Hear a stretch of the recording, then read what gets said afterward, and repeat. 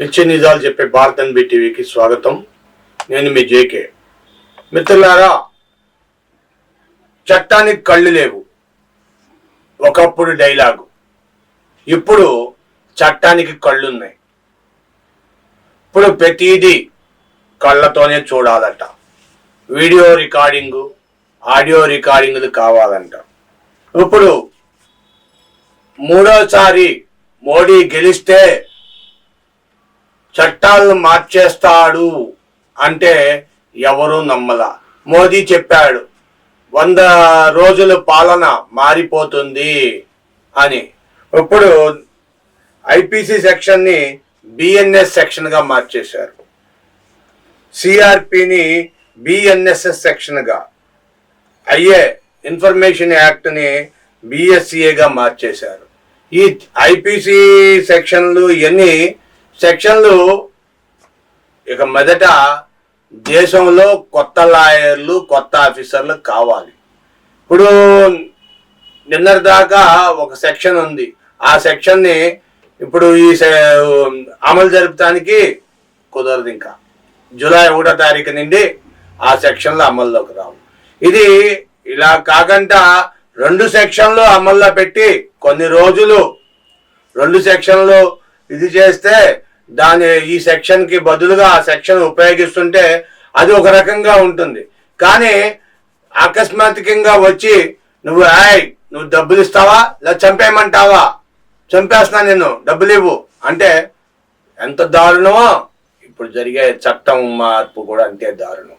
ఇది ఇంతవరకు కూడా చట్టానికి కళ్ళు లేవు అని ధర్మదేవత చూసే ఉంటారు. నల్ల గుడ్డముఖ కంటకు కట్టి ఆవిడకి ధర్మం చేతిలో కాటా పెట్టి ఒక కత్తి ఒకటి చేతిలో పెట్టుకొని ఇలా ఉంచుని ఉండేది. ఎక్కడైనా కావాలంటే మీరు ధర్మదేవత ఫోటో చూడొచ్చు. ఒక త్రాసు చేతిలో పెట్టుకొని ఉండేది. ఆ త్రాసుతో ధర్మాన్ని, న్యాయాన్ని సమానంగా కొలుస్తుంది, తూకం వేస్తుంది అని చెప్పి. ఇప్పుడు దానికి మన మోదీ గారు నిర్వచనం మార్చేశారు. చట్టానికి ఇక నుండి ధర్మదేవతకి కళ్ళకి గుడ్డలు ఉంటాయా, కంటికి తెర ఉంటుందా, లేదా తీసేస్తారా అనేది ఇక్కడ ప్రశ్న. ఇప్పుడు ఒక వ్యక్తి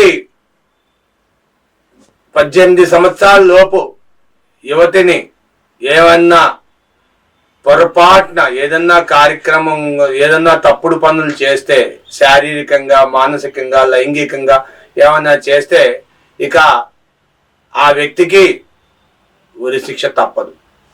గతంలో దుబాయ్లో ఉండేది.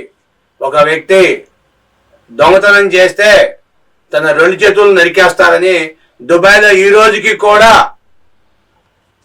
నువ్వు ఎంత ఖరీదు గల బంగారం పడేసుకున్న రోడ్డు మీద అది అలా మట్టిలో తొక్కేసి నలిగిపోవాల్సిందే. నువ్వు పర్సు పడిపోయింది, ఆ తొక్కి నలిగిపోవాల్సిందే. మన ఫోన్ పడిపోయింది, తాళాలు పడిపోయినాయి, ఏం పడిపోయినా అలా తొక్కొని నడుచుకొని వెళ్ళిపోతారు. దుబాయ్లో ఈ రోజుకు కూడా బంగారపు కోట్లు సైతం బ్యాంకులు కూడా ఆ దుబాయ్ రాజు ఒక శాసనం ప్రకారంగా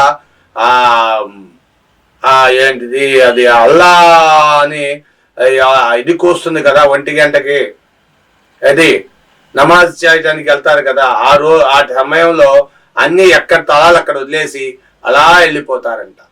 ఒక్కడు కూడా దొంగతనం చేయడంట. బంగారపు కొట్లో బంగారం కూడా తాళం వేయకంట వెళ్ళిపోతాడంట. కానీ ఇక్కడ తాళం వేసిన బంగారపు కొట్లనే తాళాలు పగలు కొట్టారు మన దేశంలో. అలాంటిది ఇప్పుడు స్త్రీకి, పిల్లలకి పెద్ద పీఠం వేసింది అంటున్నారు. ఇది ఎంతవరకు నిజం? ఇప్పుడు లాయర్లు, పోలీసులు ఇప్పుడు చట్టాలు నేర్చుకొని వీరు అమలు చేయాలి. ఏదైనా నేరం జరిగితే ఆ నేరానికి వెంటనే శిక్ష వేయడానికి లేదు. నువ్వు ఇది పక్కన పెట్టేద్దాం. నువ్వు ఎక్కడో ఒక గొడవ జరిగింది, నువ్వు పర్హాప్స్ ఏదో హైదరాబాద్ వాసి, నువ్వు ఇక్కడ ఉన్నావు, ఇక్కడ గొడవ జరిగింది, నువ్వు హైదరాబాద్లో వెళ్ళి కంప్లైంట్ చేయక్కర్లా. హైదరాబాద్లో ఎవరో వ్యక్తి డబ్బులు ఇవ్వాలి, ఏదో గొడవ జరిగింది, హైదరాబాద్ వెళ్ళి నువ్వు అక్కడికి వెళ్ళినాక నాకు ఇలా గొడవ జరిగింది, నువ్వు ఇక్కడ ఇక్కడ వాళ్ళు కాదు, నువ్వు హైదరాబాద్ వెళ్ళి కంప్లైంట్ చేయి, అక్కడే తీసుకుంటారు కేసు అని చెప్పేవారు ఇంతకుముందు. ఇప్పుడు అది లేదు, 0 FIR. ఎక్కడ పడితే అక్కడ నీకు ఎక్కడ నచ్చితే ఏ పోలీస్ స్టేషన్ అక్కడ, ఇప్పుడు అక్కడ నువ్వు పర్హాప్స్ పరమట్లంక పోలీస్ స్టేషన్లో ఒకటి కేసు పెట్టాడు నీ మీద, నువ్వు వెళ్ళి 1 టౌన్ పోలీస్ స్టేషన్ వాళ్ళ మీద మళ్ళీ నువ్వు కేసు పెట్టవచ్చు, 0 FIR. అక్కడ పెట్టిన టైంలో నువ్వు ఎక్కడికి వచ్చి ఇక్కడ పెట్టుకోవచ్చు. అదేంటి అంటే అంతే, 0 FIR.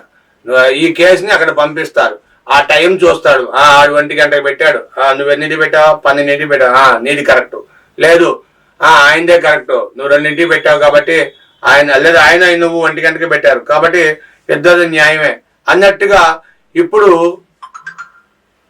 న్యాయ దేవతకి పరీక్ష చేస్తున్నారు మోడీ గారు.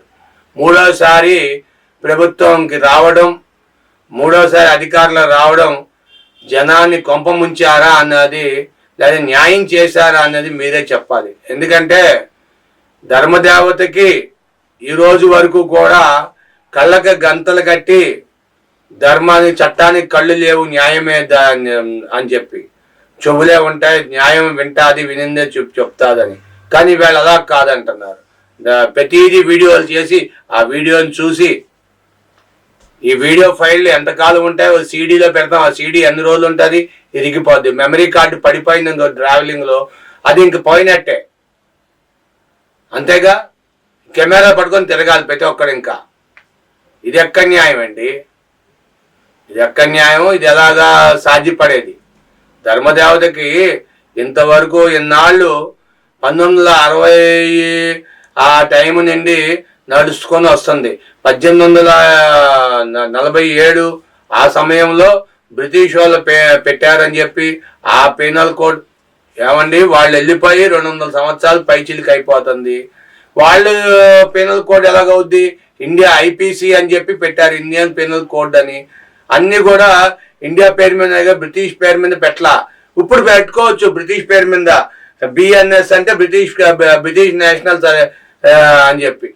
అప్పుడు ఇవన్నీ భారత్ కాదు, బ్రిటిష్ అన్నట్టుగా ఉన్నాయి. ఇవన్నీ కూడా బ్రిటిష్ అన్నట్టుగా ఉన్నాయి. కానీ IPC అంటే ఇండియన్ పీనల్ కోడ్ అని చెప్పి ఉండేది. ఇప్పుడు IPC BNS అనేది భారత న్యాయ శాస్త్రం అంటే బ్రిటిష్ న్యాయ శాస్త్రం అని చెప్తాడు అడు వచ్చి రేపు పొద్దున్న. ఒప్పుకుంటారా మీరు? ఇంకో ఏదో ప్రతిదీ BNS ఏంటి, అలా ఇండియా అని పెట్టచ్చు కదా. ఇండియా కాదా, భారత్ కాదా? ఇండియా అంటే భారత్ కాదా? ఇంకేంటిది? ఇండియా అంటే భారత్, ఇండియా అంటే ఇంకో దేశం ఏమైనా ఉందా? IPS ఎందుకు మార్చాలి? నువ్వు చట్టాలు మన నెంబర్లు మార్చుకున్నావు, చట్టాలు క్షమించండి,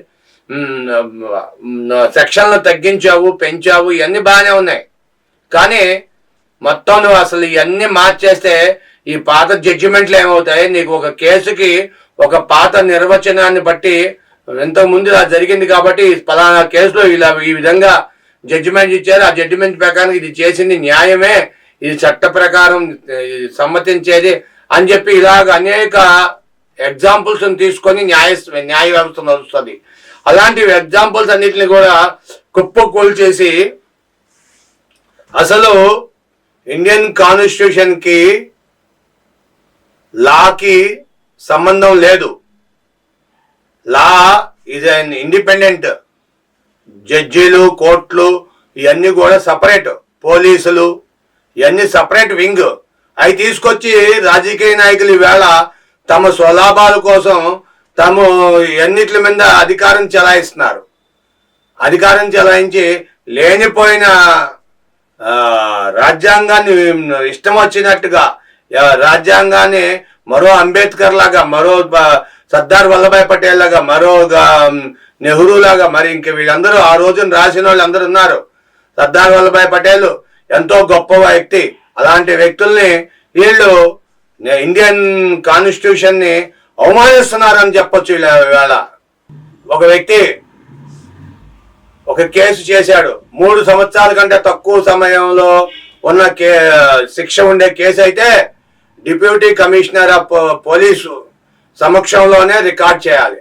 ఆయనకి ఇంకెక్కడికి ఆయనకి వెళ్ళక్కర్లా, ఆయన ఇంకేం వెళ్ళక్కర్లేదు. 3 సంవత్సరాలు తక్కువ శిక్ష అంటే ఆయన ఇష్టం.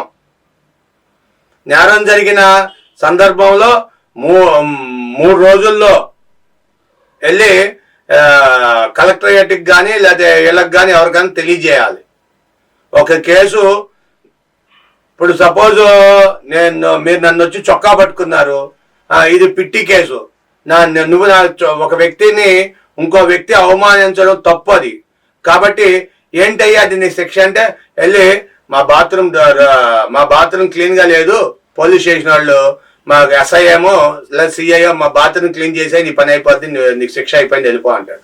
లేదంటే పలానా చోట చెత్త ఎత్తలేదు మున్సిపాలిటీ వాళ్ళు, చెత్త ఎత్తేసాయి అని చెబుతాడు, అంటే అయిపోయింది నీ కేసు. లేదంటే పలానా చోట పోలీసులు ట్రాఫిక్ ఎక్కువగా ఉంది, పలానా చోట అక్కడికి వెళ్ళి మా కానిస్టేబుల్ సపోర్ట్ చేయి అంటే నీ కేసు శిక్ష అయిపోయినట్టే. ఈ పిట్టి కేసులు ఈ విధంగా పిట్టి కేసులకి డైరెక్ట్ కోర్టుకి వెళ్ళాల్సిన లేదంట. ఇలా పిట్టి కేసులు పెనాల్టీ 100 రూపాయల పెనాల్టీ, 300 రూపాయల పెనాల్టీ ఇంతకుముందు ఇవన్నీ ఉండే, ఇవన్నీ ఇప్పుడు లేవు. పిట్టి కేసులు అంటే బాత్రూంలో మా బాత్రూమ్ కడిగేసాయి, మా పిల్లల్ని తీసుకెళ్ళి స్కూల్లో దింపేసిరా అంటే దింపేసి రావాల్సిందే, అది పిట్టి కేసు శిక్ష. ఇట్లాగా ఇష్టారాజ్యంగా ఈ కేసులను మార్చేయడం. మీ విలువైన అభిప్రాయాలు తెలియజేయండి మిత్రులారా. రాజ్యాంగాన్ని అవమానిస్తున్నారా, పునర్రచిస్తున్నారా వీళ్ళు అనేది మీ విలువైన అభిప్రాయాలు కామెంట్ రూపంలో తెలియజేయండి, షేర్ చేయండి, లైక్ చేయండి. Thank you for watching our channel, your channel. Thank you.